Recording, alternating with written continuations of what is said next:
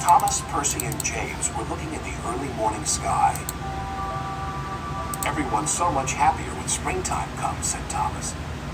"Everyone except Sir Topham Hatt," grumbled James. "He seems to be working us harder than ever. I'm tired of these coastal runs." "He just wants everything to be ready for the holidays," replied Percy. "Anyway, salty air makes me all cheerful in my smoke box." "Ha!" snorted James.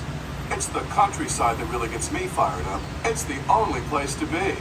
And he puffed away to collect his freight cars from the docks. Thomas and Percy had to take some empty freight cars to the scrap yards. In a siding, they saw an old coach. She looked very sad. "What are you doing here?"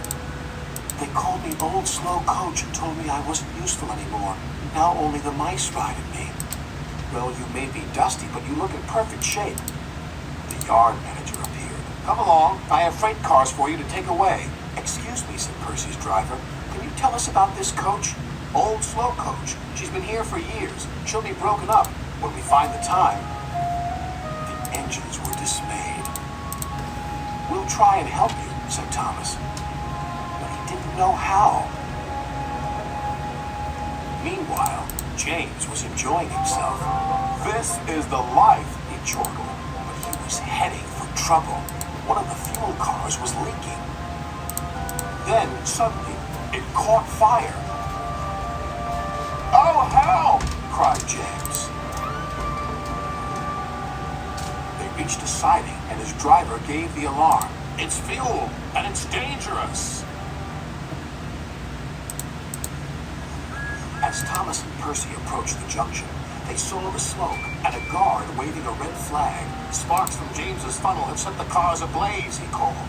"The fire is under control, but it's quite a mess." "You said the countryside got you all fired up, James," said Percy, "but I didn't think you meant it in this way." "Ha!" snorted James. "It was the stupid car's fault, not mine." "It's safe to proceed now," called the fireman. Thomas and Percy now felt sorry for James. It wasn't long before they reached the station.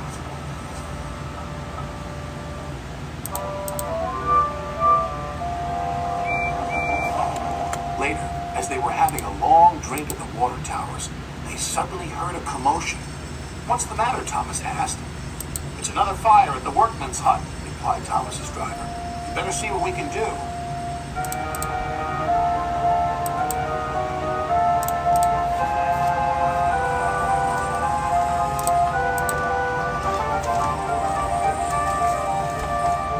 The fire engines had a big problem. "We are completely out of water," cried a fireman. "We can't use seawater because it clogs our works. We'll just have to let that building burn." Then Thomas had an idea. "Why don't you use the water in our tanks? We've just refilled them." The firemen wasted no time. "You're very clever engines," chuckled their drivers. Soon the fire was out, but the hut where the workmen lived was destroyed. "The men can't sleep on the beach," said the foreman. "What about old slow coach? She would be perfect for the workmen," said Percy.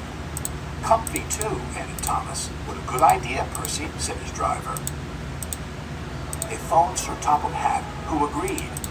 "She'll be spick and span by the time you collect her." And she was, and very happy too. "I can't thank you enough. I feel splendid."